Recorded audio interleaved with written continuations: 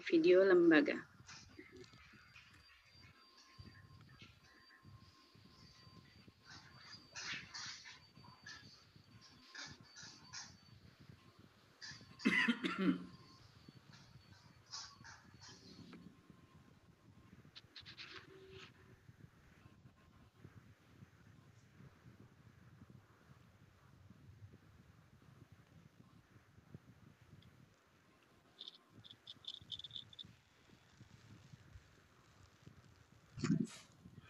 Tayangan video lembaganya sudah siap?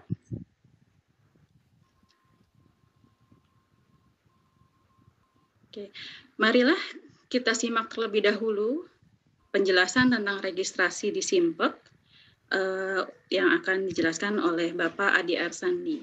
Bapak Adi, dipersilahkan.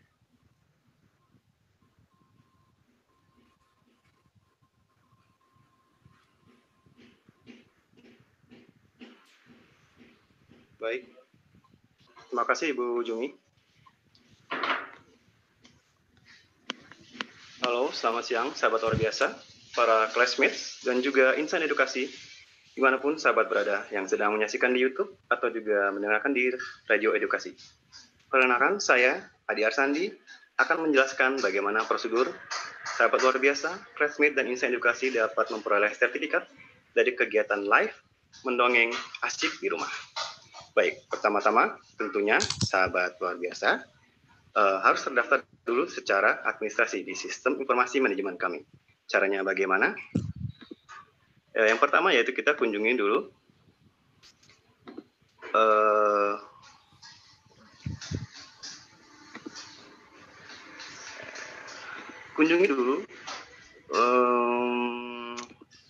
situs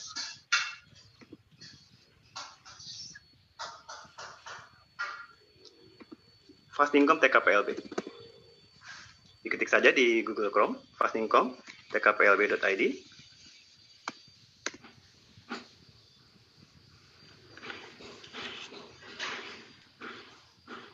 Ya, di sini sahabat luar biasa tinggal memilih kegiatan.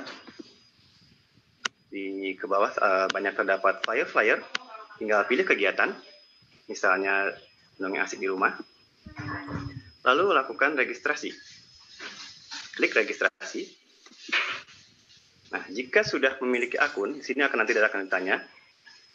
Jika sudah memiliki akun, langsung saja masuk ke Simpek PTK. Namun, jika belum memiliki akun, silahkan mendaftar dengan mengklik. Nah, nanti akan tersedia form pendaftaran akun. Di sini, sahabat luar biasa, para classmate juga insan edukasi tinggal mengisi form pendaftaran akun dengan menuliskan email, nomor handphone, nama lengkap, status kependidikan ya, status profesi, misalnya guru, atau juga orang tua, atau secara umum juga bisa, masyarakat umum, dan juga institusinya. Lalu jawab pertanyaan seperti ini, dan jangan lupa untuk mengklik tombol nomor WhatsApp, karena nanti user ID dan password akan dikirimkan melalui pesan WhatsApp. Jika sudah selesai mengisikan form, tinggal diklik daftar. Nanti user ID dan password akan dikirimkan melalui WhatsApp. Setelah registrasi dan sudah login, sahabat luar biasa berarti sudah terdaftar pada kegiatan yang akan disaksikan. Nah, seperti apa kegiatan tinggal disaksikan saja, nanti akan dibacakan kembali oleh host bagaimana cara untuk melakukan presensi dan sebagainya akan diterangkan kembali di akhir acara. Dan untuk saat ini peserta yang sudah terdaftar ya sudah 600 ya, sekitar 600 yang sudah mendaftar di Simpek PTK. Baik, nanti akan kami sampaikan kembali di akhir acara mengenai bagaimana mengisi Simpeknya, tentang kode kelas dan sebagainya. Sementara kami kembalikan ke Ibu Jumi. Terima kasih Pak Adi. Bismillahirrahmanirrahim. Assalamualaikum warahmatullahi wabarakatuh. Selamat siang. Salam sejahtera bagi kita semua. Puji dan syukur marilah kita panjatkan kehadirat Tuhan Yang Maha Esa atas segala limpahan rahmat dan karunia-Nya, sehingga pada siang hari ini kita dapat hadir di acara webinar Mendongeng Asyik di Rumah, program P4TK, TK dan PLB tahun 2020. Selamat datang dan terima kasih kepada Bapak Kepala P4TK, TK dan PLB, Bapak Dr. Andes Abu Khair MPD, juga kepada yang kami hormati para presenter dan moderator, Bapak Andi Yuda, Ibu Farah Dina dari Tangga Edu, dan Ibu Imas Masturo dari P4TK, TK dan PLB. Kami ulangi, presenter dan moderator kami, Bapak Andi Yuda Asfandiar dari Picu Pacu Indonesia, Ibu Farah Dina dari Tangga Edu, dan Ibu Imas Masturo dari P4TK, TK dan PLB. Juga kepada jajaran pejabat P4TK, TK, PLB, serta tamu webinar, sahabat luar biasa, kelas bersama, dan insan edukasi di platform P4TK, TK, PLB yang kami muliakan. Sebelum memulai kegiatan ini, marilah sejenak kita berdoa supaya kegiatan kita berjalan dengan lancar. Berdoa menurut agama dan kepercayaan masing-masing, dimulai.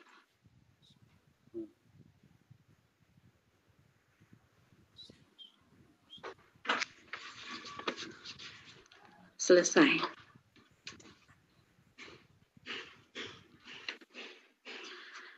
Bapak Ibu hadirin, tamu undangan yang kami hormati, marilah kita simak bersama pembicara pertama kita pada hari ini, yaitu Bapak Kepala P4TK, TK dan PLB.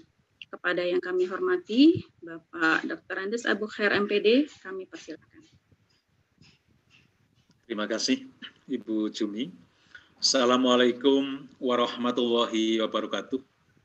Waalaikumsalam warahmatullahi wabarakatuh. Selamat siang, salam sejahtera untuk kita semua.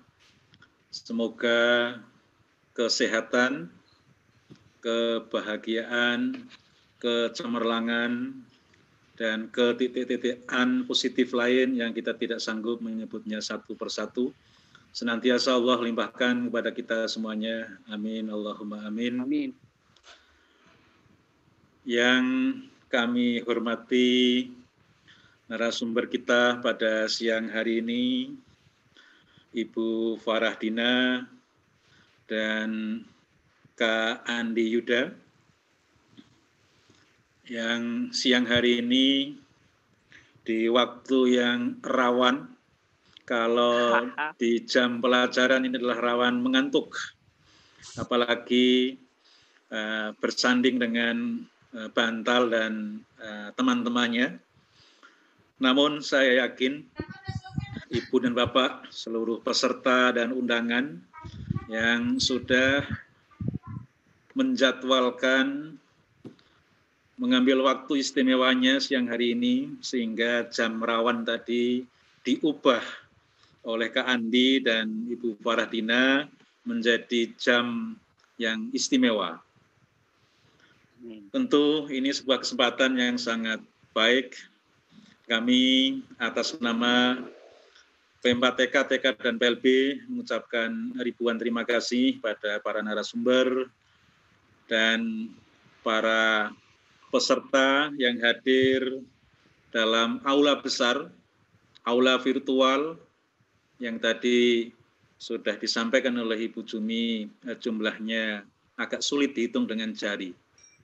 Karena jari kita hanya 20, maka agak susah nih dihitung dengan jari. Sebuah kesempatan yang tentu mudah-mudahan beri barokah pada kita semuanya di saat kita pada masa yang terbatas dalam beberapa hal. Gerak kita dibatasi oleh situasi, oleh regulasi, oleh protokol, berkaitan dengan ikhtiar kita bersama, seraya kita tak henti-hentinya berdoa. Mudah-mudahan pandemik COVID-19 ini segera diangkat oleh yang maha mengangkat, Allah Subhanahu wa Ta'ala, diubah dengan kondisi kesehatan, kondisi yang damai, kondisi yang kondusif untuk terutama dalam aktivitas keseharian kita. Bagi anak-anak kita tentu hari-hari ini sudah merindukan. Bagi yang peserta didik baru, mungkin ada yang belum sempat melihat di mana sekolahnya. Nah, ini juga merupakan satu kerinduan yang luar biasa. Apalagi anak-anak kita yang sudah sekian bulan, sekian tahun berada di satu lembaga pendidikan, sudah rindu berat dengan sekolah.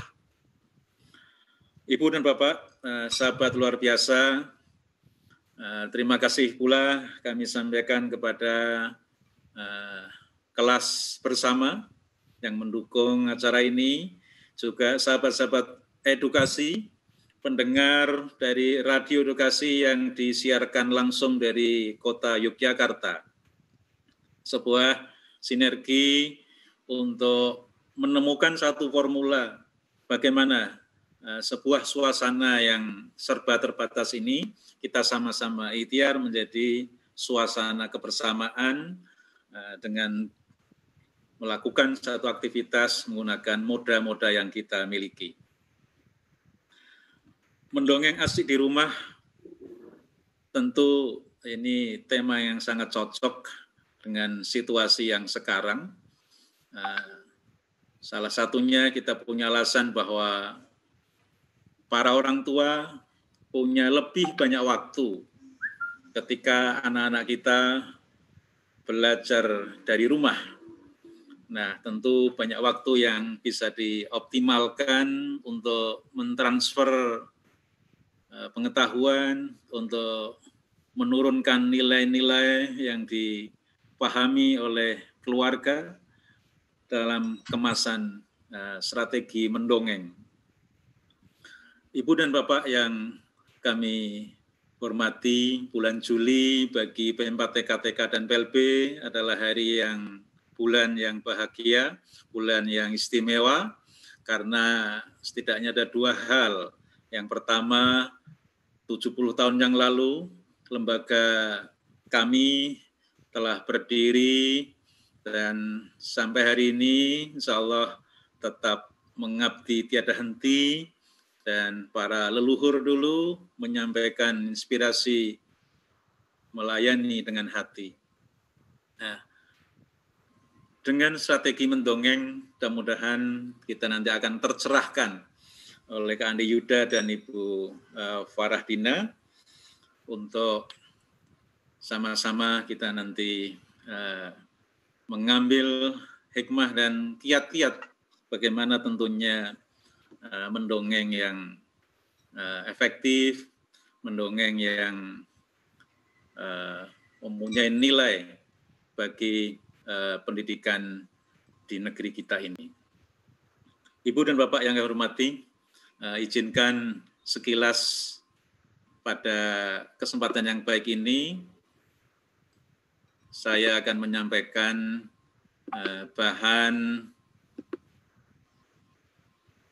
ilustrasi sekaligus ini menjadi inspirasi bagi kita bersama.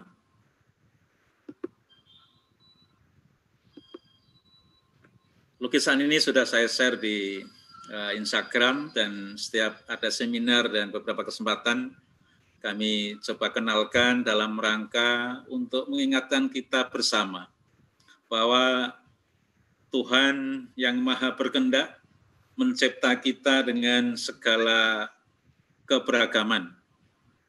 Ananda Regiani Putri dari SLB Purnama di Cipanas menuturkan melalui karya lukisnya dengan seonggok buah apel yang diletakkan dalam satu tempat, itu buahnya bagus, sementara ada satu buah yang image-nya tidak sama dengan yang ada di dalam wadah ini, mengajak kita bersama bahwa marilah kita memberikan layanan kepada siapapun tanpa terkecuali dalam bingkai satu lingkungan ekosistem yang inklusif. Kita mulai dari lingkungan yang terdekat di keluarga, di sekolah, di lingkungan RT RW kita, akhirnya nanti menjadi sebuah ekosistem dunia yang inklusif. Ibu dan Bapak, lukisan kedua masih berbincang tentang sisi keagungan Tuhan yang Maha Pencipta.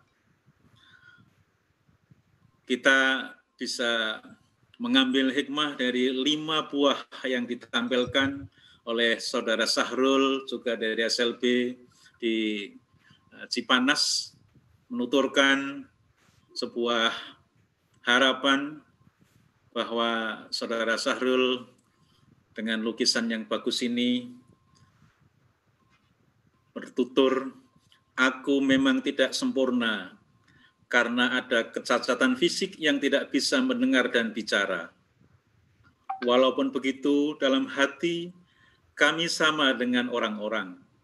Karena itu saya akan merawat hati itu tetap bersih dan baik agar tetap bermanfaat." Ibu dan Bapak, sahabat luar biasa, pendengar Radio Edukasi dan kelas bersama, kita melihat buah ini tampilan luarnya mungkin tidak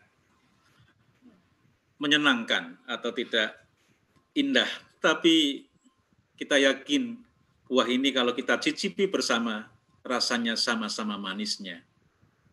Ini mengilustrasikan, mengajak kita bersama bahwa kita tentu akan memuliakan Sang Pencipta dengan satu aktivitas memuliakan makhluknya.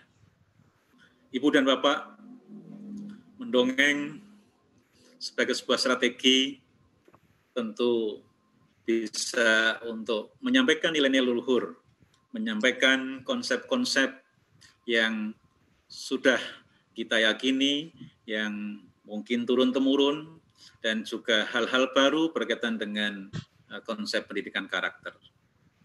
Nah, sebuah kebersamaan, sebuah kepedulian, ini juga bagian dari tata nilai yang perlu kita teruskan menjadi bagian dari nilai-nilai dunia.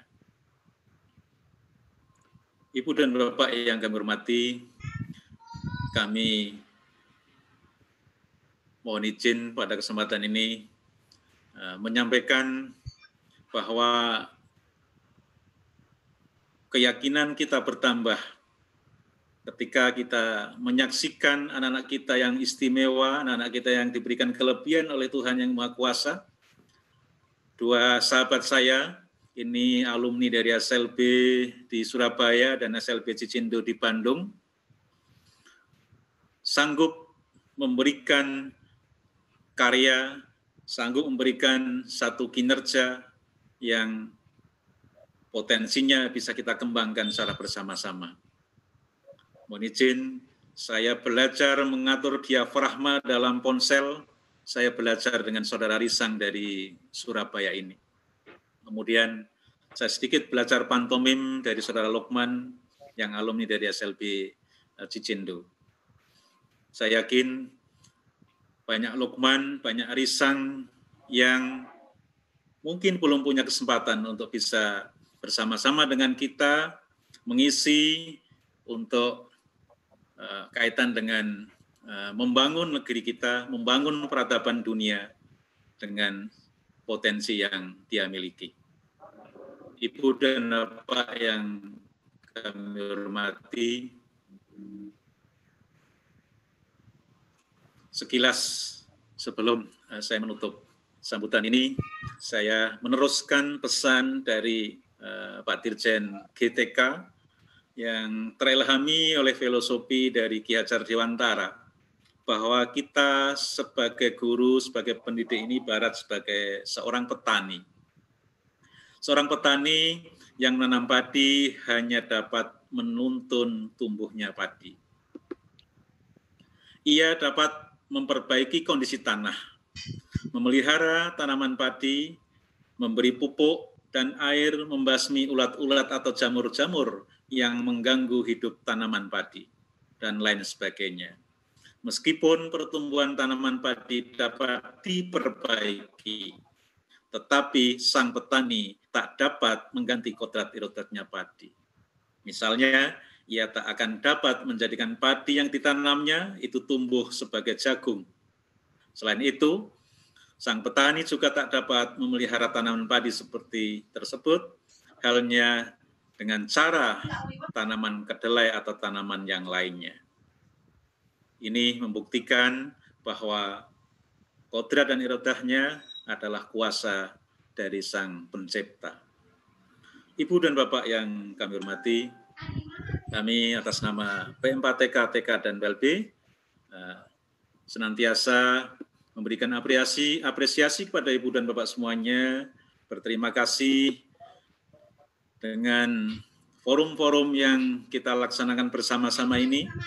Ibu dan Bapak memberikan penguatan terhadap program-program kami melalui like Instagram, merepost, mungkin retweet, kemudian di akun yang lain Ibu dan Bapak memberikan jempol pada Facebook kami, dan subscribe di YouTube kami. Ini adalah bagian dari bentuk komunikasi era digital yang menjadi bagian dari sebuah hal untuk kita syukuri bersama.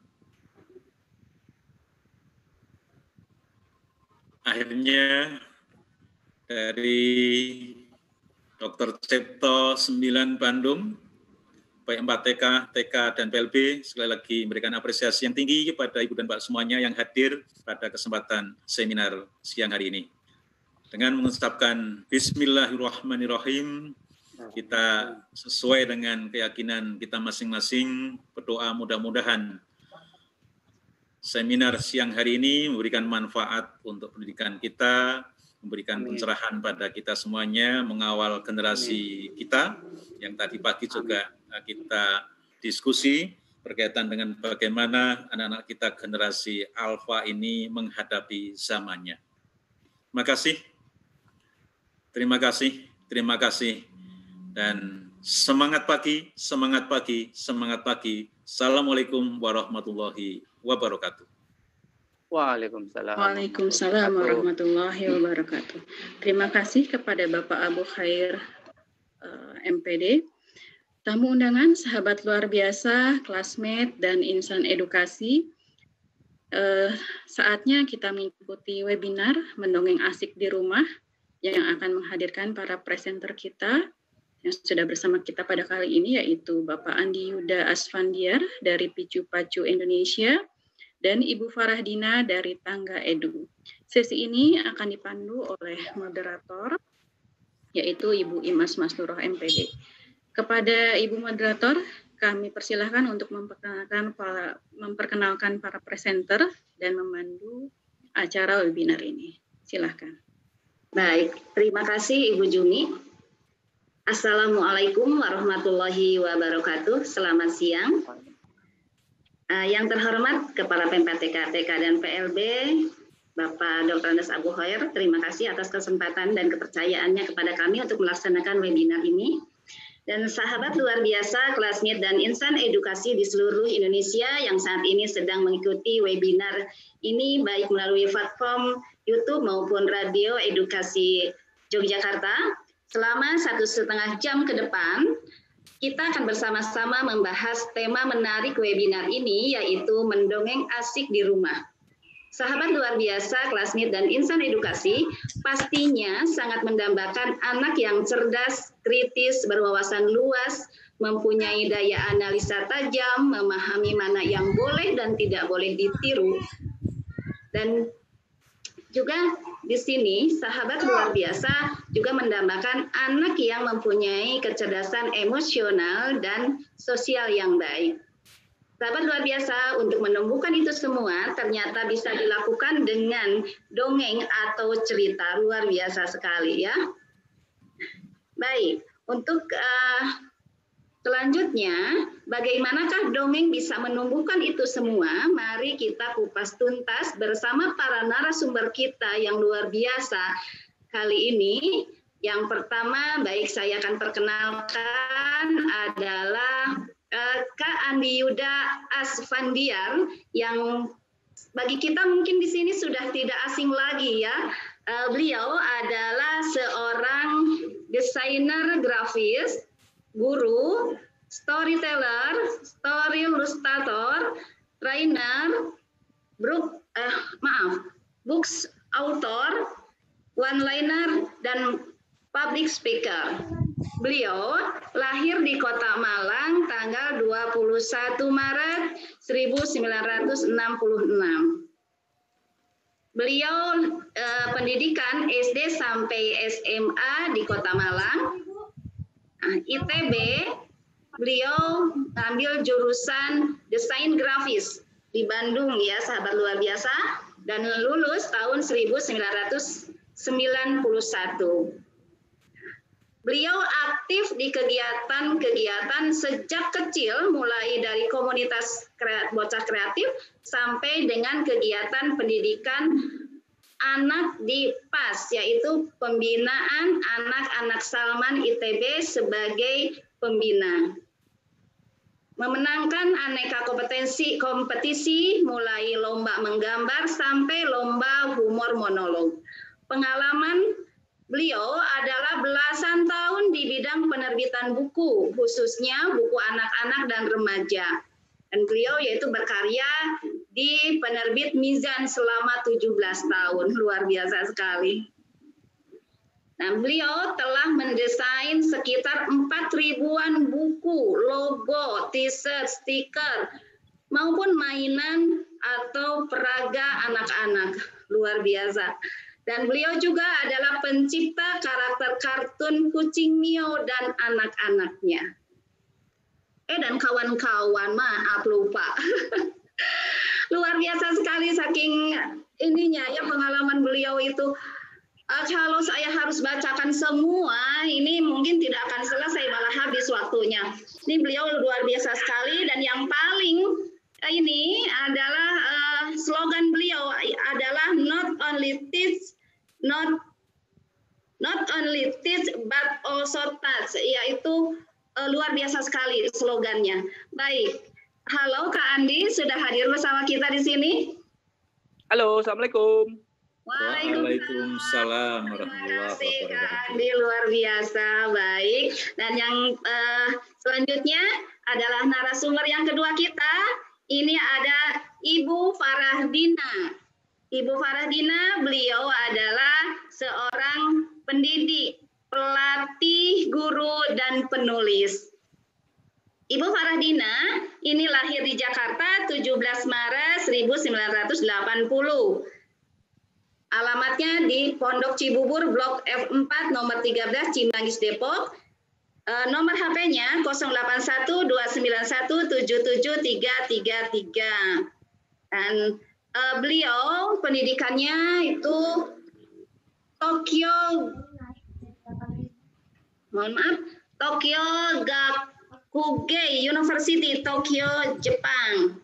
Nah, terus di State University of New York, College of Buffalo. Terus Institut Pertanian Bogor, luar biasa. Beliau itu dari Tangga Edu, yaitu pendiri dan direktur mulai Januari 2020 sampai sekarang. Dan inilah CV Ibu Farahdina. Silakan, sahabat luar biasa, bisa dilihat, luar biasa sekali. Kalau saya harus bacakan juga habis waktu kita.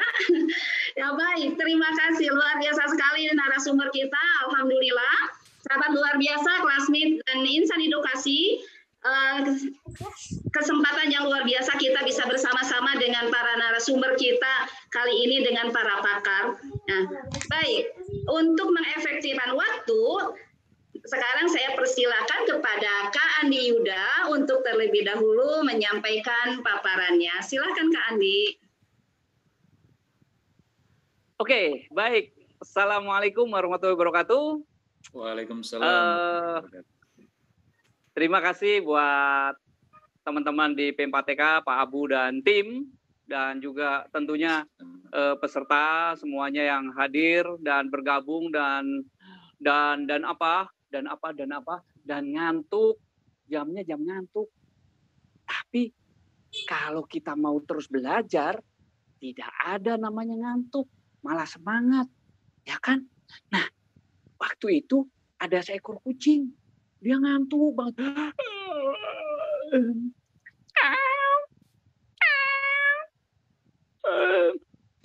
Ternyata dia dari kemarin kurang tidur.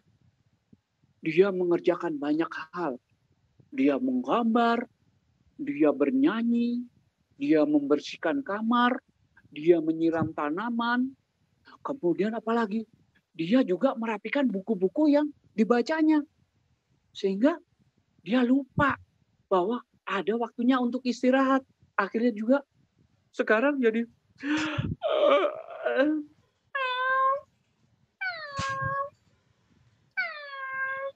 nah, jadi begitu kalau bercerita itu dongeng ya. Jadi jangan anak-anak nggak boleh ngantuk ya. Kalau kita ngantuk, kita nggak akan belajar. Ayo terus semangat. Ayo nggak begitu. Jadi kita harus masuk dalam otak dan hati anak-anak. The theater of mind-nya harus dibangun. Kita mengajak mereka untuk berimajinasi bahwa ada ruang yang dibersihkan, ada tanaman yang disiram, ada ruang yang disapu-sapu, ada buku-buku yang diatur, ada proses menggambar, ada bernyanyi. Itu sebenarnya prinsipnya dongeng.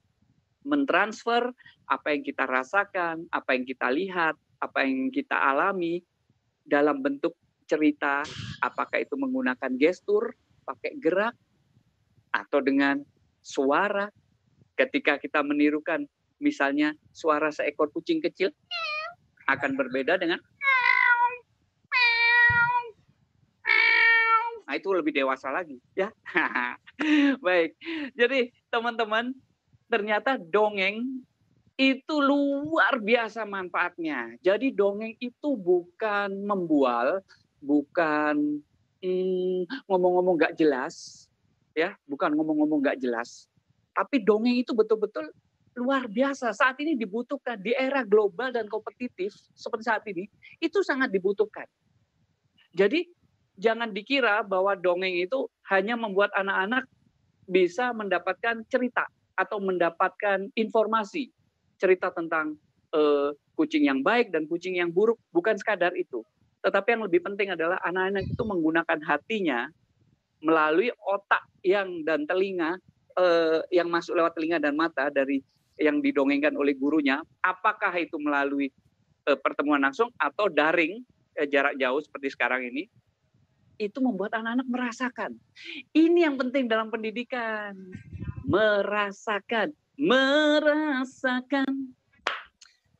Jangan hanya dipikir, merasakan, membuat hati kita gembira. Nah, asik kan?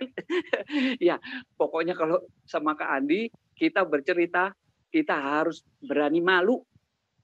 Wajahnya berani gini. Wajah jelek harus berani. Wajah manis-manis juga harus berani. Wajah marah juga berani. Wajah ngantuk juga berani. Wajah sakit juga berani. Wajah kaget juga bisa. Itu. Jadi ketika itu dilakukan dengan baik, maka kita akan masuk. Nah, setelah itu baru kita pahamkan tentang cerita-cerita yang ada pesan-pesannya.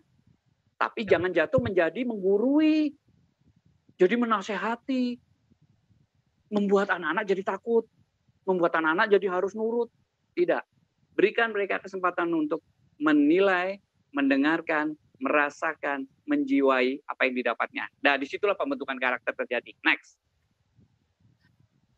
Ternyata juga ini bisa dilakukan di mana saja, ya. Jadi apa yang dilakukan dalam proses pendidikan sudah kita ketahui bahwa yang utama adalah di rumah, ya. Jadi pendidikan ini di rumah, ya. Madrasatul lil aulad itu di rumah. Dan ini penting, kenapa? Karena memang mereka lah orang-orang terdekat. Ya, jangan sampai saya juga mengamati ada beberapa orang tua yang anaknya bahkan mulai TK sudah diasramakan. Mengerikan sekali. Di mana the total post learning history dia harus dibangun melalui sentuhan, melalui suara, melalui kasih sayang, tidak sekadar pemeliharaan fisik. Ini yang sering masih terjadi. Jadi kita harus memulai melalui orang tua dan bapak dan ibu. Jadi pendongeng di sini bukan sekadar guru, tetapi juga bapak dan ibunya. Ya, kalau bapak dan ibunya asik bisa nggak usah daring kan ya, nggak usah jarak jauh. Nah, tapi gurunya harus perlu jarak jauh. Ya, next. Orang tua itu penting sekali. Nah, dongeng kita tahu bahwa merupakan salah satu hak anak. Ya, kita tahu bahwa anak-anak kita terus sejahtera, anak-anak kita itu harus berkembang dengan baik, positif, sehat, jasmani, rohani, itu hak mereka. Dan salah satu haknya juga mendapatkan asupan dongeng. Asupan dongeng yang baik. Asupan dongeng yang baik adalah dongeng-dongeng yang membuat mereka bergerak, mereka merasa bersemangat, mereka menjadi, iya ya kasihannya, besok kalau ketemu lagi, aku mau kasih roti separuh aja, kasihan ya.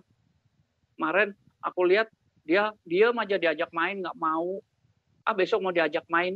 Nah itu anak-anak yang hatinya tersentuh, otaknya juga bergerak dan itu berkolaborasi dan dia laksanakan, itu berhasil berarti dongengnya. Tapi ketika dongeng membuat anaknya menghafalkan apa yang diomongkan oleh orang tua atau gurunya, itu masih belum terpengaruh. Nah nanti hal-hal yang teknisnya akan ini sebenarnya. Tapi jangan bilang-bilang ya peserta ya Pak Abu, jangan bilang-bilang ya Pak Abu ya. Ini sebenarnya ini materi workshop, ini bukan bicara 30 menit. Ya, nggak apa-apa, siap. Nggak apa-apa ya Pak Abu ya.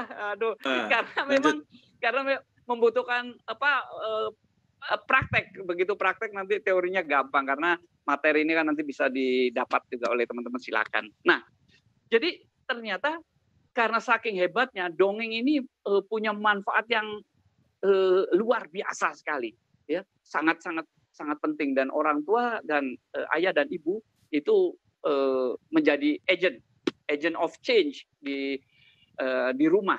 Dan di masa daring seperti saat ini kita betul-betul harus luar biasa. Bahkan ketika kita membawa Kandi Kandi lihat Mio nggak? Mio ada tadi ikutan kok ke sini. Ya, di mana sekarang? Nanti panggil dulu. Mio. Aduh, sebentar aku panggil dulu ya. Aku cari dulu ya. Iya, Kak Andi. Sabar ya. Iya. Mio. Apa, Kak Andi? Ini Mio itu dicari sama Palu. Oh, hai Palu, apa kabar? Apa kabar, Mio? Baik, alhamdulillah kabarku baik. Kabarmu gimana? Aku baik-baik juga. Nah, Bapak, Ibu-ibu, teman-teman semuanya, kita tidak selalu bahwa yang kita mainkan harus boneka tangan yang hidup seperti begini. Tapi juga kita bercerita tentang Palu. Iya kan Palu? Iya. Aduh, Andi. Aduh, mataku sakit. Aduh. Oh, kenapa ini matanya? Waduh. Bentar. Aduh, terjatuh. Oke, bentar. Nah, udah. Terima kasih Kak Andi. Nah, Ibu-ibu Bapak, ini kita bisa ceritakan sebagai materi di rumah tentang manfaat Palu ini. Kamu sehari-hari seringnya ngapain, Palu? Aku sering mukul-mukul. Kok mukul-mukul? Kasihan dong yang dipukul. Oh enggak, kalau ini enggak apa-apa. Kalau mukul yang boleh itu ini, mukul paku. Oh iya. Nah, ternyata Palu seperti ini membuat anak-anak jadi gembira, ya. Nah, oke, next di slide-nya. Ya, oke. Di sini terlihat bahwa anak-anak akan berkembang dengan baik. Otak dan karakternya akan berkembang dengan baik saat kita memberikan dongeng. Ini belum bicara manfaatnya. Manfaatnya banyak sekali ada di belakang. Tapi yang jelas dongeng itu salah satu cara untuk masuk, membuat mereka gembira dan seterusnya.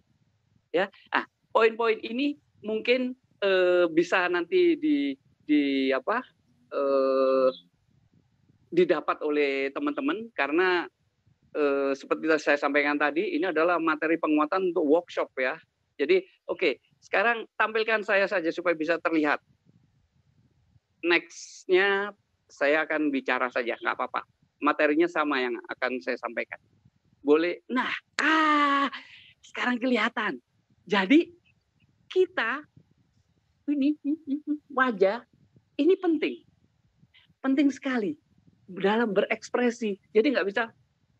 Jadi kuda yang lapar itu akhirnya dia bertemu dengan kambing yang juga kecapean, karena kambingnya habis jalan-jalan ke gunung, dia capek. Terus kambingnya dipanggil, kambing kamu ngapain, kamu capek ya? Iya mbak, capek. Ih, aku juga capek. Nggak enak kan? Sangat tidak enak bercerita seperti itu. Karena yang terjadi adalah kita tidak merasakan, tidak membayangkan, tidak mengasosiasikan diri sebagai kuda atau kambing itu. Jadi dongeng itu membutuhkan internalisasi. Kalau jadi kambing ya kambing. Mbak, mbak, mbak, mbak, mbak, mbak, mbak, mbak, mbak, mbak. Anaknya langsung muncul. Kambing. Jadi bukan mbak, kambing itu kemudian datang bertemu dengan gajah. Hei gajah, aku kambing, temennya sapi. Dan seekor ayam pun dengan sombongnya dia lewat.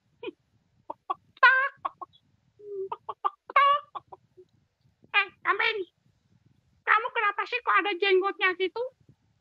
Mbak, iya, saya dari dulu diciptakan begini, ada jenggotnya memang.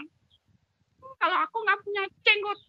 Apa kamu punya itu yang merah-merah di bawah paruh kamu? Ini bukan jenggot, ini cengger di bawah cengger. Nah, sama-sama jeng, satu got, satu ger. Asik. Jadi ternyata yang terjadi adalah bahwa dongeng ini membuat anak-anak suka mendengar. Sekarang ini di masa PJJ seperti ini, itu dibutuhkan anak-anak bisa bertahan untuk mendengarkan, menonton ekspresi gurunya, konten ceritanya. Kita nggak bisa ngontrol langsung kan. Jadi ekspresi yang kita lakukan juga harus menarik. Emangnya kamu aja yang bisa bikin gambar? Aku juga bisa. Aku juga bisa. Kesombongan itu bisa ditampilkan, diekspresikan. Sehingga anak-anak akan tertarik.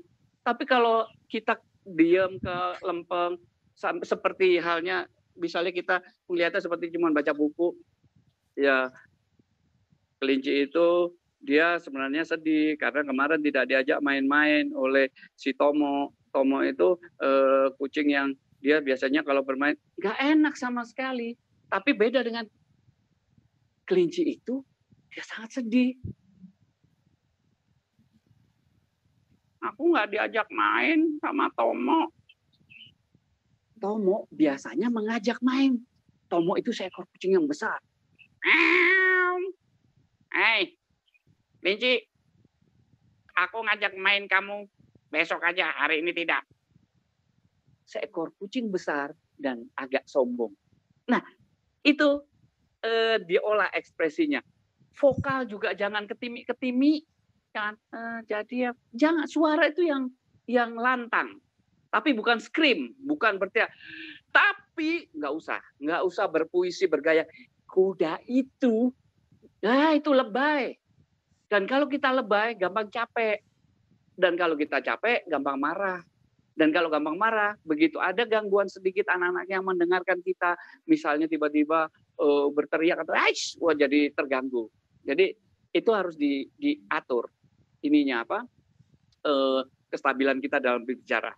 Nah, itu tadi hal-hal yang berpengaruh, dan masyarakat modern sekarang itu tingkat keinginan tahunya tinggi sehingga membutuhkan dongeng-dongeng yang juga yang up to date, ya. Jadi misalnya kita sebagai guru, sebagai orang tua, ketika keluar rumah sebentar ke warung membeli sesuatu, kita bisa bercerita tentang orang yang beli di situ, apa aja yang dijual di warung itu.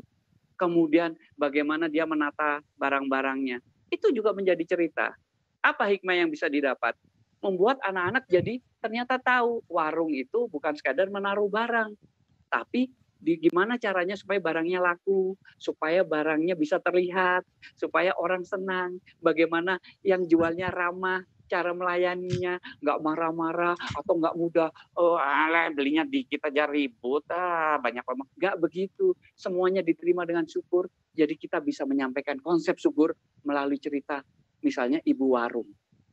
Itu membuat anak-anak kita menjadi anak-anak yang berhati halus, ramah, humble, rendah hati, dan juga membuat anak-anak kita mendapatkan contoh. Di sini saya tahu bukan semuanya pendongeng, tidak spesial pendongeng. Makanya ada yang tanya, gimana sih caranya supaya suaranya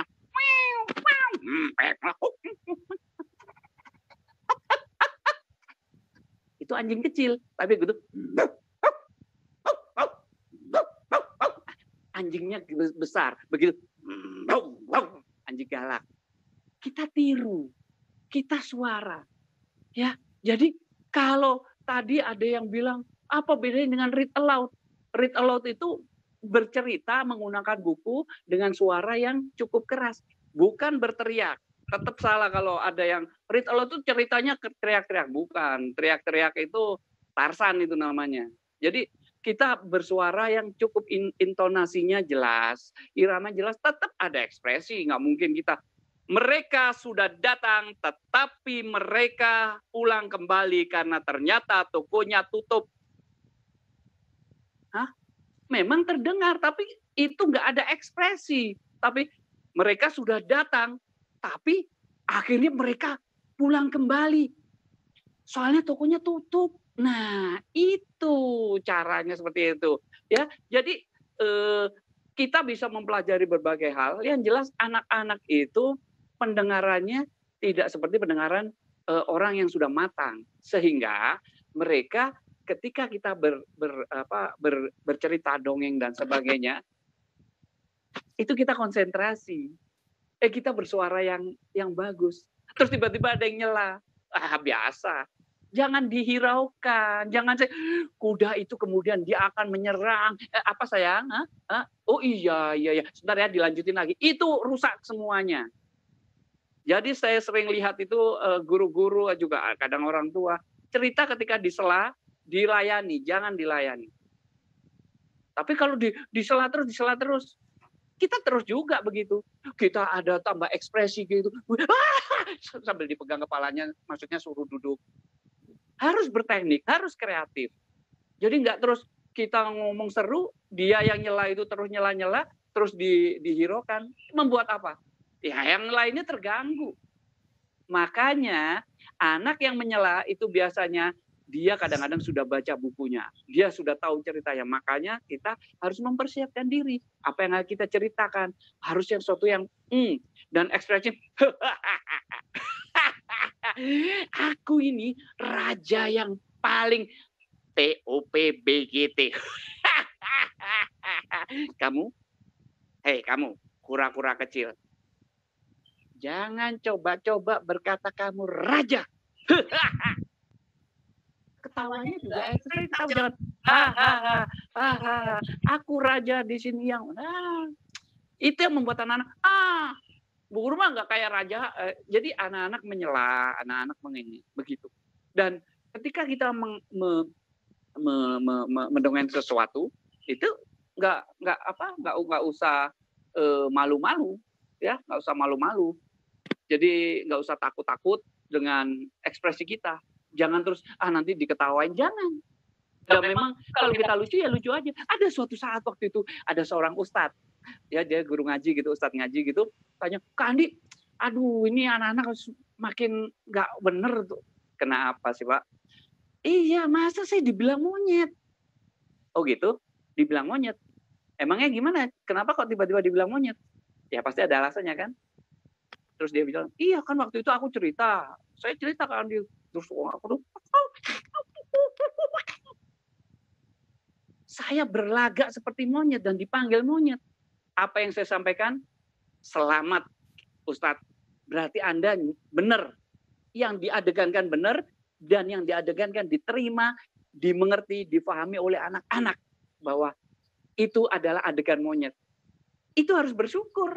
Alhamdulillah dipanggil monyet. Tapi kalau ketika kita gerakannya monyet dipanggil Pak Ustadz, itu persoalan. Ya, nah ini apa namanya itu? Kita banyak hal yang bisa kita pelajari, dan tahapannya kalau tadi ada yang sambil tanya begitu, tahapannya apa saja? Tahapannya pertama latihan ekspresi, latihan vokal, yang kedua a i u e o a i u a i u e o a i u e o a i u e o a i u e o. Itu vokal. Jadi ekspresi, vokal, kemudian gerak. Jadi ketika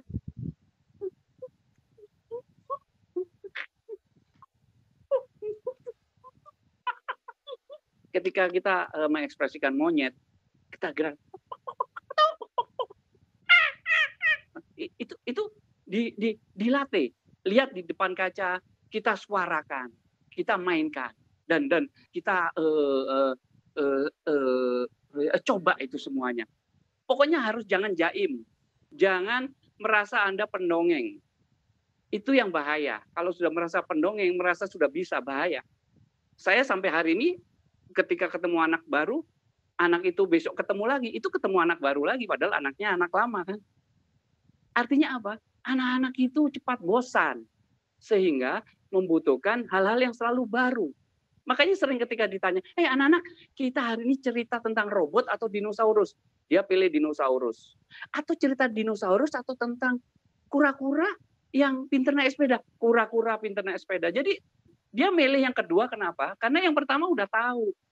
Jadi bukan pola, wah pasti milih yang kedua, bukan. Karena anak-anak itu suka hal yang baru. Nah, dongeng seperti itu. Jadi harus dibaca dulu yang bahannya apa. Jangan spontanitas, kecuali memang sudah jagoan spontanitas. Tiba-tiba misalnya tiba-tiba ada Kani apa? Kamu kok tiba-tiba muncul, kenapa? Ya, aku mau memperkenalkan diri. Aku burung hantu salju. Oh, burung hantu salju, tempatnya di salju. Ya, aku suka di salju.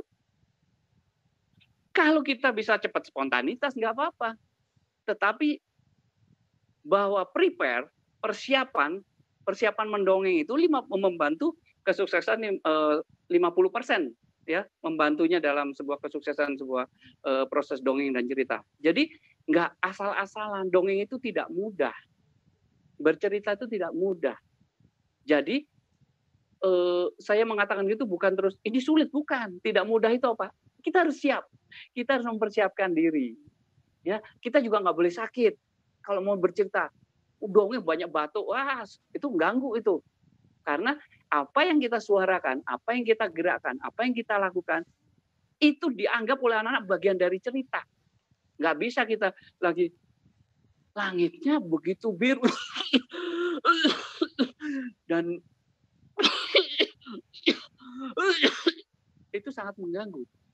Ya kan? Dan batuk itu tadi batuk asli. Ketipu. Jadi batu asli. Nah, ini batu asli juga. Jadi nggak bisa kita batuk bohongan. Dan itu membuat anak-anak tidak mau menangkap. Anak-anak ini anak-anak siapa sih? Itu bahkan anak sampai SD. Nah, seperti sekarang aja.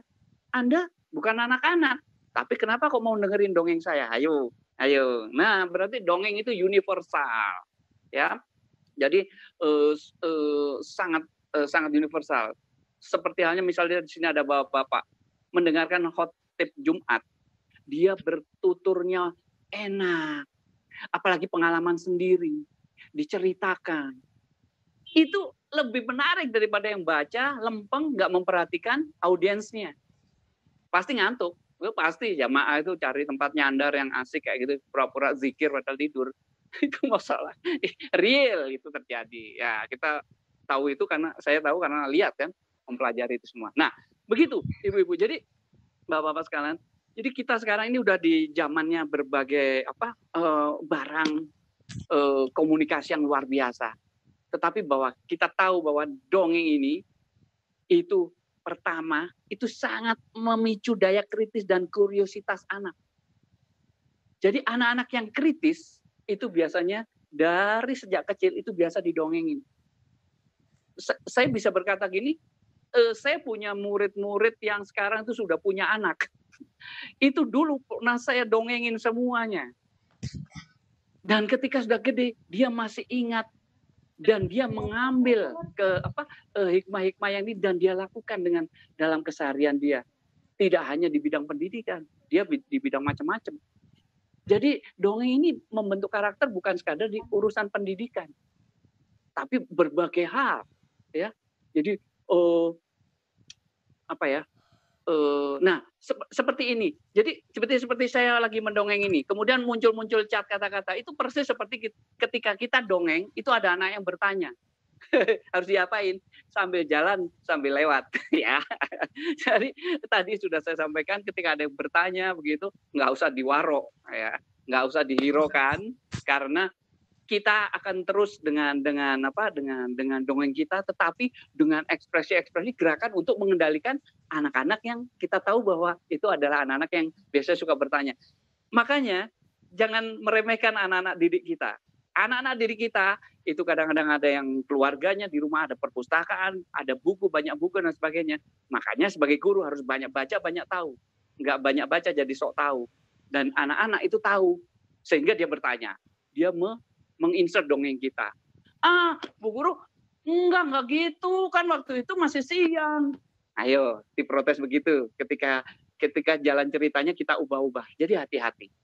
Tapi kalau ada seperti itu, nggak apa-apa, jalan saja, nggak masalah.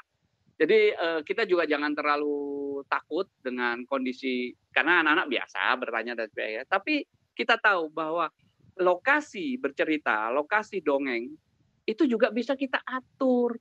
Tidak selalu di situ-situ saja. Anak-anak sekarang, Bu Guru mau cerita, atau Ibu atau Ayah mau cerita tentang semut-semut yang serakah. Ayo kita ikutan, kita ceritanya di pojok sana. Di situ suka banyak semut juga soalnya. Itu akan berbeda dibanding tempatnya udah di situ, duduknya begitu. Antara materi cerita, antara materi yang lain juga di situ bosen. Dan kalau udah bosen, apa yang muncul? Ya tadi itu yang tanya, yang cari perhatian ini, jadi dia tidak fokus, dia tidak terkondisikan. The theater of mind-nya dan the theater of space-nya itu dibentuk. Itu penting sekali, ya.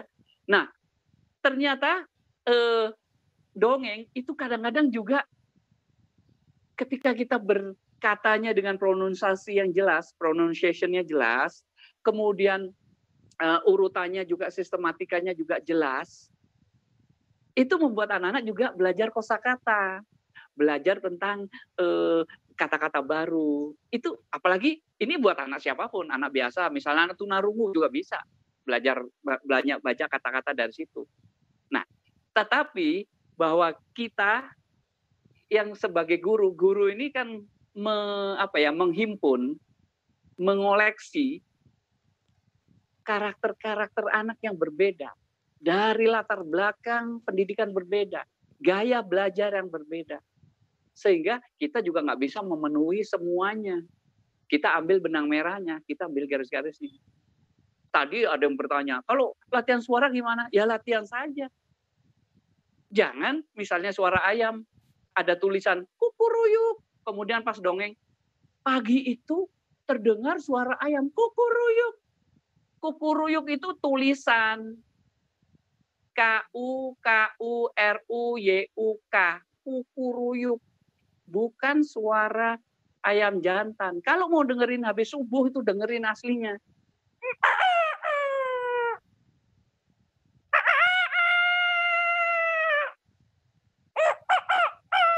Macam-macam. Karena tidak selalu, nggak selalu gitu. Tapi boleh awal-awal dilatih dengan Wah, kemudian mulai agak diserak-serakin. Nah, seterusnya. Ya, jadi ada hal-hal yang bisa kita lakukan dengan pola-pola seperti itu tadi. Ya. Kemudian apalagi bahwa dongeng itu merangsang imajinasi dan kreativitas. Dongeng itu melatih daya konsentrasi. Jadi anak-anak yang jarang diberikan dongeng itu konsentrasinya juga rendah. Apalagi anak-anak sekarang itu cepat sekali berubah. Apalagi yang sudah biasa main gadget itu cepat sekali berubah.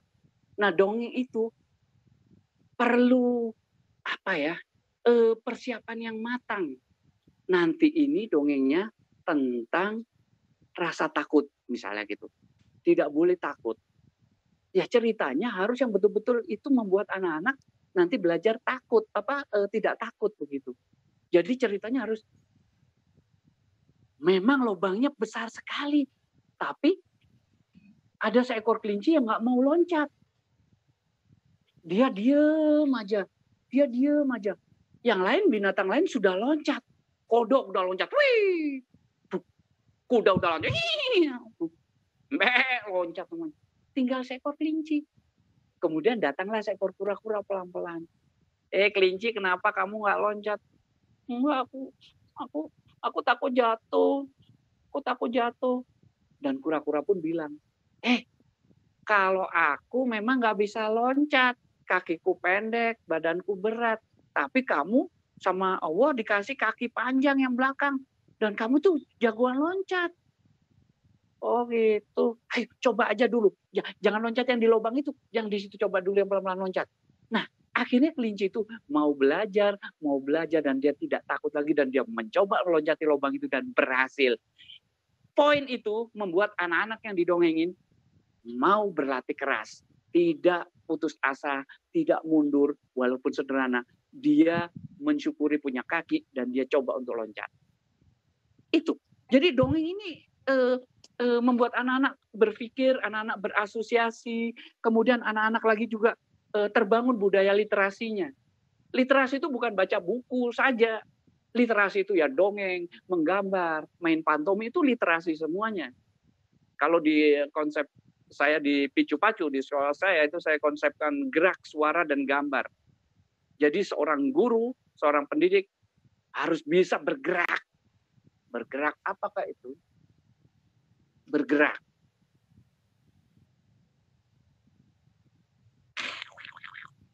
Berekspresi. Menggambar. Menggambar bukan menggambar yang bagus, menggambar yang dimengerti oleh anak-anak. Masa sih kalau kita bisa menulis itu bisa menggambar, menulis itu menggambar. Tapi kalau misalnya nggak bisa menggambar kayak Kak Andi, ya jangan, itu sombong namanya. Harus belajar dulu yang panjang, ya. Dan ketika kita berlatih seperti itu, anak-anak jiwa petualangannya itu juga terbangun. Jadi dongeng ini saya menuliskan di buku saya Cara Pintar Mendongeng. Jadi saya menulis buku waktu itu, tapi nanti mau saya perbanyak lagi karena udah lama tidak muncul di penerbitnya, sudah tidak menerbitkan lagi. Padahal itu sangat penting. Cara Pintar Mendongeng itu lengkap sekali dari mulai teori sampai praktek. Itu betul-betul sampai 40 manfaat saya temukan dari dongeng itu. Jadi Masya Allah, luar biasa. Dan bapak storytelling dunia itu buat saya yang muslim itu adalah Nabi Muhammad. Nabi Muhammad itu luar biasa. Makanya dia keluar perbuatannya iya, kata-katanya iya, dan juga secara ekspresi iya. Jadi beliau itu juga GSG itu, mempraktekkan gerak, suara, dan gambar. Luar biasa. Nah, Bapak Ibu sekalian, ketika kita tahu bahwa dongeng ini begitu banyak manfaatnya, ya sudah. Jangan dihindari. Kita semuanya adalah pendongeng. Apalagi kalau sudah jelas guru itu semua harus jago bercerita karena materinya beda-beda, tapi metodenya itu yang paling efektif mendongeng. Apalagi di anak-anak usia dini. Jadi nggak bisa kalau di sebuah sekolah kemudian harus kalau mendongeng Bu Imas aja, Bu Imas, ayo ini waktu anak-anak pengen dongeng dengerin. Enggak. Kalau Anda misalnya Bu Siti, ya Bu Siti yang dongeng. Ada Bu Rani, ya Bu Rani yang dongeng. Ada Bu Wita, ya Bu Wita yang dongeng. Ada Bu Afi dongeng, ya udah. Bu Asti, dan seterusnya. Semuanya harus bisa dongeng. Gitu. Nah, tadi ketika ada yang mengatakan bahwa apakah mendongeng itu harus menggunakan media? Tidak selalu. Nah, saya dari tadi apakah saya menggunakan media? Tidak kan? Tidak selalu. Tetapi media itu membantu kita. Jadi misalnya kayak tadi ketika saya menggunakan boneka Mio begini ya. Kandi, ini kok Kandi ini gambar di belakang ini kok ada gambarnya Mio banyak? Iya, itu gambar Mio itu banyak di situ. Asik. Nah, ketika kita bergerak, Kandi lihatin aku bisa olahraga.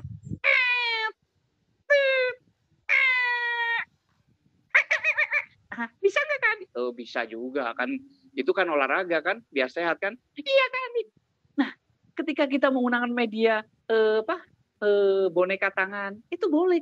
Atau tadi seperti ketika kita menggunakan palu.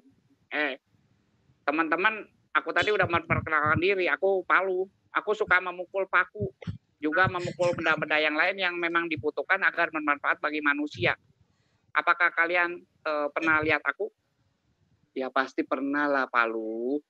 Semuanya kan juga hidup sehari-hari dengan peralatan. Oh ya. Jadi,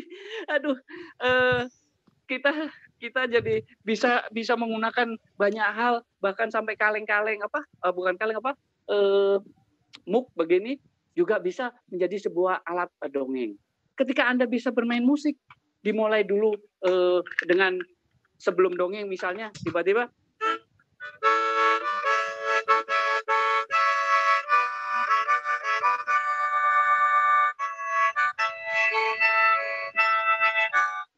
dimulai dengan lagu boleh, atau dengan backsound boleh. Jadi itu media. Tapi jangan sampai media nggak nyambung dengan cerita Anda. Itu yang penting. Ya. Jadi yang paling luar biasa itu ketika dia tidak bawa apa-apa, membuat suasana seperti banyak apa-apa. Itu yang berhasil buat anak-anak. Dan itu tidak mudah. Kenapa tidak mudah? Karena membutuhkan berlatih. Jadi dongeng itu bukan ujuk-ujuk. Bukan spontanitas, bukan. Tiba-tiba ada yang manggil, Kandi, iya ada apa? Kandi, iya ada apa? Tiba-tiba dia bilang, hah? Kacang? Kacang adik-adik. Pasti adik-adik pernah makan kacang. Suatu saat, seorang raja, dia marah-marah. Kenapa? Karena kacang kesukaannya habis. Gara-gara banyak binatang-binatang serangga yang memakan kacang-kacang di kebun itu sehingga kacang-kacang yang biasanya diambil dan disetorkan pada raja tidak ada lagi, habis. Nah, seperti itu. Nah, jadi ketika kita mau bercerita dan sebagainya, ketika melihat anak-anak yang mau mendengarkan, ini sering kali kan, gimana kan udah anak-anak nggak mau mendengarkan. Bukan nggak mau mendengarkan, Anda yang nggak bisa mengkondisikan. Jadi kita kondisikan dahulu bahwa kita mau ngapain. Kita mau bercerita. Kenapa bercerita penting anak-anak? Anak-anak suatu saat itu kita dengan hati. Tapi kalau sudah ngomongnya anak-anak sekarang kita waktunya dongeng ya, bercerita ayo dengarkan. Saya jamin tuh banyak yang nggak mau dengerin. Karena kita mendikte. Waktunya Kak Andi, mohon maaf. Sebentar. Ini ada nyamuk yang ketangkep sebentar. Nyamuk, betulkah waktunya sudah habis? Oh iya. Oke, iya, terima kasih. Ya, karena memang ini seminar, biasanya kalau workshop bisa panjang. Ya udah nggak apa-apa. Apa?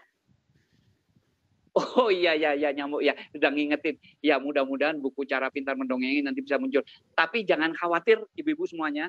Saya itu juga sekarang ada konten YouTube saya, nanti ada dongeng, ada gambar, ada pokoknya silakan lihat. Ini saya terus terang terpanggil untuk itu karena capek kalau harus terus ngomong sana ngomong sini, lebih baik bikin YouTube ditonton ya, direkam-rekam ya gitu ya. Oke, terima kasih, mohon maaf. Assalamualaikum warahmatullahi wabarakatuh.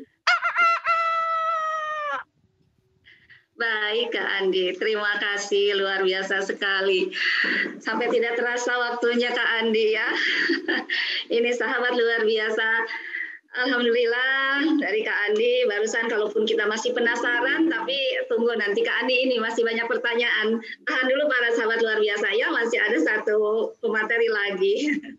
Baik, untuk yang selanjutnya saya persilakan kepada Ibu Faradina untuk memaparkan materinya. Silakan Ibu Farah. Ya, bismillahirrahmanirrahim. Assalamualaikum warahmatullahi wabarakatuh. Waalaikumsalam warahmatullahi wabarakatuh. Yang terhormat Bapak Kapus, Kak Andi, Ibu Imas, terima kasih atas kesempatannya hari ini. Dan Bapak Ibu semua yang ada di seluruh Indonesia, selamat siang, salam sejahtera untuk kita semua. Alhamdulillah ya, hari ini pasti dalam kondisi berbahagia, dalam kondisi sehat insya Allah, walaupun masih dalam rangka pandemi, tapi kita semua pasti tetap semangat. Nah, kalau tadi Kak Andi sudah bercerita tentang mendongeng, amanah yang diberikan kepada saya itu adalah ini mudah-mudahan menjawab beberapa permasalahan orang tua maupun Bapak Ibu guru tentang bagaimana sih kita nih BDR, belajar dari rumah, terus anak-anak mulai suka baca buku, tapi koleksi buku di rumah habis gitu ya, dan untuk membeli kan perlu modal lagi gitu ya. Kalau mendongeng sebenarnya bisa dari mana saja, nah tapi saya juga ingin menyampaikan bahwa ternyata Bapak Ibu semua itu punya ribuan buku di rumah dan itu bisa didapatkan secara daring. Jadi yang akan saya share nanti pada hari ini adalah bagaimana memanfaatkan buku cerita daring yang ada di platform-platform di internet dan bisa kita manfaatkan untuk membaca nyaring atau read aloud, untuk sebagai bahan dongeng, dan tentu juga untuk aktivitas anak-anak di rumah, anak-anak TK ataupun SD di rumah. Nah, maka kita sama-sama lihat, nanti saya akan tunjukkan beberapa yang bisa kita manfaatkan, kemudian bagaimana sih read aloud atau membaca nyaring atau mendongeng itu kemudian bisa kita perdalam hingga dia sampai kepada sebuah pemahaman ya. Saya izin share screen ya, Bu Imas. Silakan. Oke. Ya, jadi pemanfaatan buku cerita daring, kita akan berbicara tentang itu. Tapi Bapak Ibu semua pasti sudah yakin, saya yakin sekali ya Bapak Ibu semua, bahwa ternyata intensitas membacakan buku atau dibacakan buku, itu akan mempengaruhi kecerdasannya hingga dewasa, anak-anak hingga dewasa. Kita semua harusnya sudah paham sekali akan hal ini, sehingga mulai dari anak 0 tahun itu harus dibacakan buku, karena itulah sebuah amal yang tidak putus karena akan digunakan sampai ke hingga dewasa nanti. Nah, tetapi Bapak Ibu semua, saya ingin bahas sedikit tentang apa sih yang dicapai dengan mengasah keterampilan membaca. Lagi-lagi keterampilan membaca bagi anak usia dini, bagi anak TK itu adalah pra membaca, dan salah satunya adalah keterampilan mendengar ataupun berbicara dan mengenali suara-suara, dan itu bisa didapat dari mendongeng. Tapi saya ingin menyampaikan ke Bapak Ibu, keterampilan membaca itu sendiri tujuannya apa sih nantinya gitu. Walaupun ketika kita bilang keterampilan membaca, maka kita samakan persepsinya di TK itu adalah pra membaca. Jadi bukan mengenal simbol-simbol huruf atau menyambung-nyambungkannya. Nah, di Indonesia, anak-anak Indonesia itu untuk angka melek hurufnya sudah cukup baik, artinya mereka bisa membaca gitu, tetapi angka-angka untuk pemahaman membaca itu masih sangat perlu ditingkatkan. Jadi secara umum bisa membaca, tapi tidak bisa memahami apa yang dibacanya. Nah, kita akan membahas detail tentang hal itu pada hari ini, dan juga bagaimana memanfaatkan media-media yang ada, yang tersebar. Oke ya. Nah, sekarang kalau Bapak Ibu bayangkan dulu ya sebelumnya ya, dalam satu hari berapa sih keputusan yang harus kita ambil setiap harinya? Apalagi kalau Bapak Ibu guru. Bapak Ibu guru yang memang mengajar di kelas, itu ada penelitiannya dalam satu hari bisa 200 keputusan yang diambil dalam setiap harinya gitu ya. Jadi banyak sekali. Nah, bayangkan jika seseorang ini, si bapak-bapak, si gambar laki-laki ini sedang memilih antara ke kiri dengan ke kanan ya, antara ke kiri dengan ke kanan. Nah, kira-kira yang dipilih yang mana sih? Kalau Bapak dan Ibu menjadi seorang laki-laki ini, apakah lebih memilih jalan yang di kiri atau lebih memilih jalan yang di kanan? Nah, jawabannya pasti bermacam-macam ya. Ada yang memilih kiri, ada yang memilih kanan. Rata-rata kalau saya tanya kepada Bapak Ibu, saya pilih kiri lah karena lebih terang, pohonnya lebih tinggi, dan kemudian kayaknya lebih jelas jalannya. Nah, sebenarnya kita tidak tahu apa yang ada di ujung jalan itu, tetapi kita memanfaatkan semua informasi yang kita terima, yang ada dari bentuk pohon, dari cahaya, dari bentuk jalannya, itu kemudian kita olah sehingga kita memprediksi sesuatu di ujung sana dan kita mengambil keputusan. Keputusan yang bijak adalah ketika kita menggunakan seluruh informasi dan menghubung-hubungkannya sehingga mendapat keputusan yang tepat. Dan itulah Bapak Ibu semua, itulah yang dilakukan ketika seseorang membaca. Dia menganalisis seluruh informasi, kemudian menghubungkannya, kemudian memprediksi apa yang terjadi di depan. Sehingga membaca itu bukan hanya masalah akademik, tetapi keterampilan membaca adalah keterampilan hidup. Maka dari sekaranglah kita mendongeng, membacakan buku pada anak-anak kita, karena itulah keterampilan pramembaca yang harus dimiliki oleh anak-anak TK kita. Nah, sekarang Bapak Ibu coba sedikit perhatikan gambar ini baik-baik ya. 1, ada 4 gambar. Kemudian kedua, ya, lalu ketiga, dan keempat. Oke, sudah? Nah, kalau digabungkan begini gambarnya. 1, 2, 3, dan 4. Dari melihat gambar ini saja, apakah Bapak Ibu bisa memahami konektivitas atau kaitan dari gambar 1, 2, 3, dan 4? Pastinya bisa ya. Bahwa 1 ada kucing di lapangan, kemudian kedua dia melihat kaleng, kalengnya dikira ikan, lalu kemudian dia datang ke kaleng itu dan ternyata kalengnya kosong. Nah, apakah ada tulisan di sana? Tidak ada tulisan di sana. Tetapi apakah ada pemahaman di sana? Iya, ada pemahaman di sana. Dan itulah yang disebut dengan comprehension atau pemahaman. Pemahaman tidak selalu berkaitan dengan teks. Nah, tapi kalau digabungkan dengan teks, ini kucing belangnya namanya ya. Teksnya hanya 1. Seperti ini. Kaleng dan kaleng kosong. Teksnya hanya 1, tetapi dia bisa membangun pemahaman karena ada informasi-informasi lain di sana selain dari teks, yaitu informasi gambar. Artinya, seseorang itu bisa membaca, ya, tetapi bisa jadi dia hanya membaca secara mekanik. Artinya, dia hanya bisa membaca B sama A, itu jadi ba, gitu ya. Tapi tidak memahami maknanya. Dan itu yang perlu kita tingkatkan di anak-anak kita.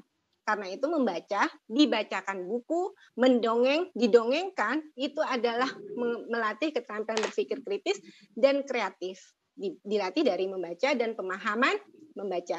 Nah, sekarang Bapak Ibu banyak yang berkata, terus kita kekurangan buku nih gitu ya. Nah, Bapak Ibu sebenarnya punya ribuan buku ya, seperti saya katakan tadi, punya ribuan buku, dan itu sudah ada di rumah Bapak Ibu atau di sekolah-sekolah. Pertama, bahan bacaan. Jadi ada 2 hal yang penting dalam melatih keterampilan membaca, yaitu bahan bacaannya. Yang kedua, kegiatannya yang berkaitan dengan membaca. Atau dalam konteks ini kita bicara anak usia dini, maka dibacakan ya, dibacakan buku. Atau didongengkan. Nah, ada kegiatan sebelum membaca, saat membaca, dan setelah membaca. Ya. Sebelumnya mengaktifkan informasi yang terkait dengan bahan bacaan, saat membaca kita mendapat informasi baru, dan setelah membaca ada aktivitas lanjutannya.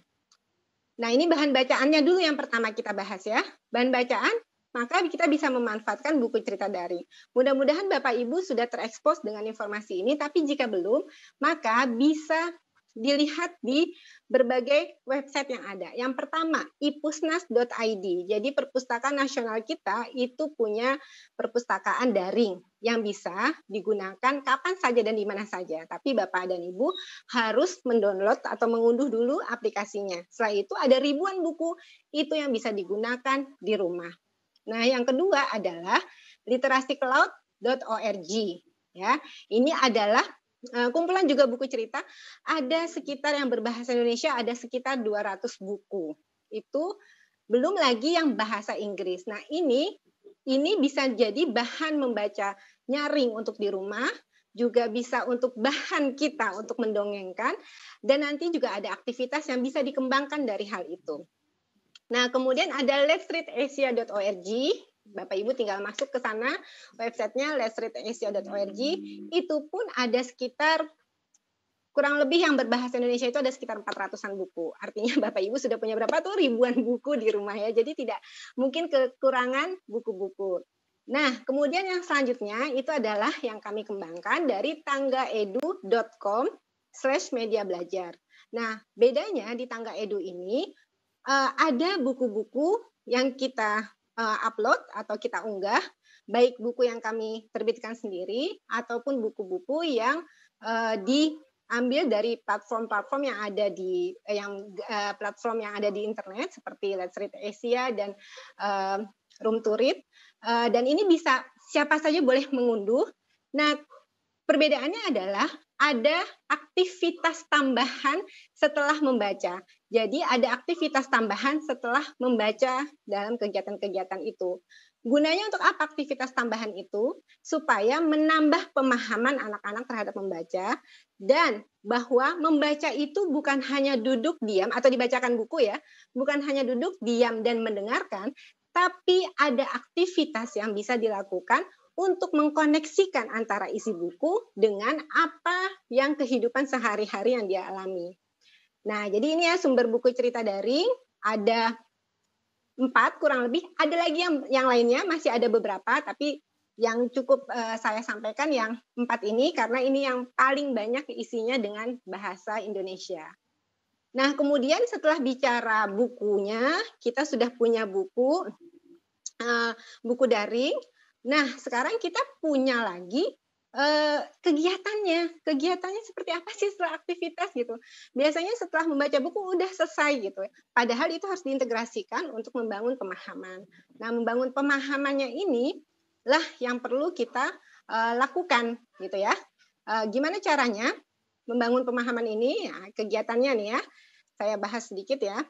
Jadi pada saat kegiatan, jadi kalau belum membacakan buku, mudah-mudahan semua yang ada di sini itu sudah membacakan buku, sudah mendongengkan gitu ya. Tapi kalau belum, ya sudah kita naik ke tangga berikutnya ya. Kita mulai membacakan buku, kita mulai mendongengkan.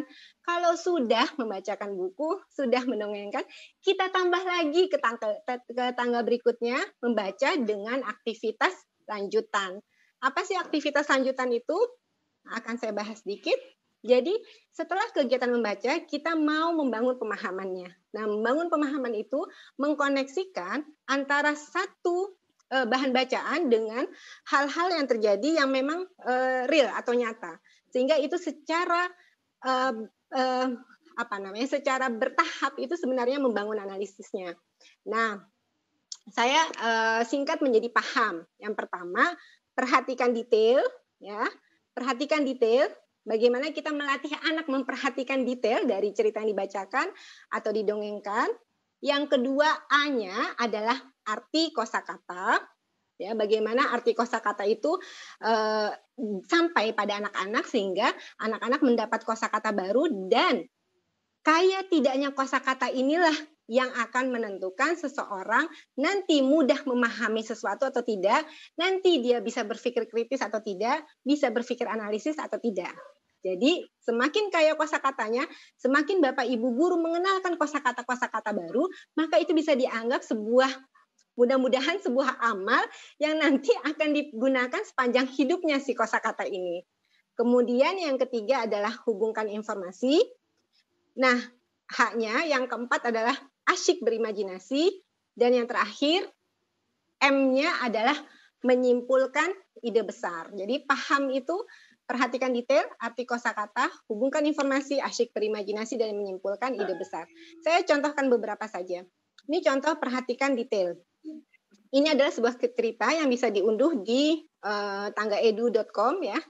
Kemudian setelah cerita ini tentang binatang gitu ya, tentang seorang anjing yang kesasar di kebun binatang. Nah, kemudian ada banyak binatang di sana. Setelahnya aktivitas yang bisa kita lakukan apa? Banyak. Ini aktivitasnya bisa dari TK sampai SD kelas rendah ya. Misalnya kemudian kita tebak-tebakan binatang apa saja yang tadi ada di kebun binatang. Di kebun binatang dicerita. Karena kebun binatang itu ada banyak macam-macam, tapi binatangnya macam-macam. Tapi di kebun binatang itu binatang apa saja yang ada. Kemudian misalnya arti kosakata. Ini kisah tentang manusia tercepat di dunia. Di Indonesia, sorry. Itu adalah si Zohri. Nah setelah itu, yuk kita eksplorasi di rumah kita. Kita cari yang di rumah kita. Ada apa saja? Terbesar apa di rumah kita? Tertua siapa? Terkecil apa? Kemudian terpanjang dan seterusnya. Tapi kita mengenalkan kosakata baru. Ada aktivitas lanjutannya. Nah, aktivitas-aktivitas ini itu bisa diunduh di website tanggaedu.com tadi. Kemudian menghubungkan informasi. Contohnya adalah buku campur-campur. Nah, buku campur-campur ini ceritanya sederhana tentang mencampur-campur warna. Tapi kemudian kita lanjutkan dengan aktivitas. Karena konsepnya adalah mencampur-campur. Lalu kita akan jadikan permainan. Nah, sekarang kalau misalnya dicobet ini, apa saja yang bisa dicampur-campur di cobet ini? Yuk kita lihat apa yang bisa dicampur-campur. Di gelas ini, apa yang bisa dicampur-campur di gelas ini? Jadi setelah membaca, ada aktivitas lanjutannya. Nah, kemudian setelah itu, ada lagi beberapa hal, misalnya tadi menghubungkan. Kemudian ada lagi, nanti sampai konsep menyatu atau tidak menyatu, tapi berasal dari sebuah cerita. Sehingga ada melatih mengkoneksikan satu hal dengan hal yang lain di kehidupan nyata. Asyik berimajinasi, bisa menggambar, bisa menceritakan. Contohnya adalah asyik berimajinasi ini, contohnya ada aktivitas, ada sebuah cerita tentang hari istimewa. Nah, kemudian yuk kita berimajinasi hari istimewa apa yang mau kita ciptakan di rumah kita. Apakah hari istimewa itu misalnya saat itu boleh makan permen sepuasnya, atau hari istimewa saat itu adalah misalnya kita bermain-main dan tidak tidur, dan seterusnya. Itu digambarkan, diceritakan, tapi merangsang imajinasi setelah membaca buku atau dibacakan buku. Dan terakhir menyimpulkan ide besar, karena tujuannya adalah dari membaca adalah mengambil sesuatu, mengambil esensi gitu, menyimpulkan ide besar. Tapi kalau untuk anak-anak ya sederhana-sederhana saja gitu. Jadi misalnya ini cerita tentang hari apakah ini, ide besarnya itu anaknya tadinya sedih, kemudian senang, kemudian sedih lagi. Nah, ide besarnya adalah kita setiap hari akan dealing with our emotion, akan melatih emosi kita. Nah, maka coba yuk kita lihat kapan sih kita merasakan sedih dan bagaimana caranya supaya senang lagi dan seterusnya. Itu menjadi satu aktivitas kegiatan yang cocok sekali untuk BDR atau belajar dari rumah. Ini kisah tentang kisah kaki menari tentang Kasuari dan Kuskus yang bersih-bersih. Maka proyeknya selama 6 hari, mulai dari dibacakan buku itu, kemudian membersihkan tempat rumah, kemudian menari-nari seperti si Kuskus dan si Kasuari ini, kemudian membuat puzzle-nya, Kasuari dan Kuskus, dan seterusnya. Dan ini bisa jadi alternatif belajar dari rumah dengan memanfaatkan media daring yang ada. Jadi sederhana, tapi anak-anak mendapat esensi dari hal itu. Nah, ini nanti bisa diberikan. Oke, saya share stop dulu. Nah, ada tadi. Ini kemudian Bu Imas ada berapa pertanyaan? Nanti saja ya. Iya, silakan saja dulu. Oh, Baik, oke. silakan.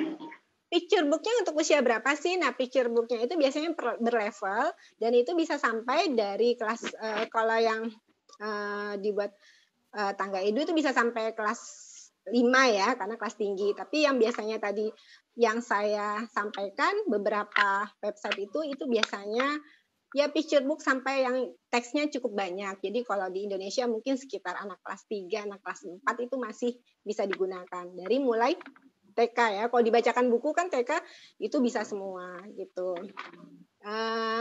Kemudian, ya jadi, apa lagi nih ya? Iya, oke. Bagaimana cara melatih keterampilan? Ya, baik. Ya, gimana Bu Imas? Baik, kita sekarang mungkin masuk ke sesi diskusi ya Bu Farah. Oke. Iya, baik. Terima kasih Bu Farah atas paparannya.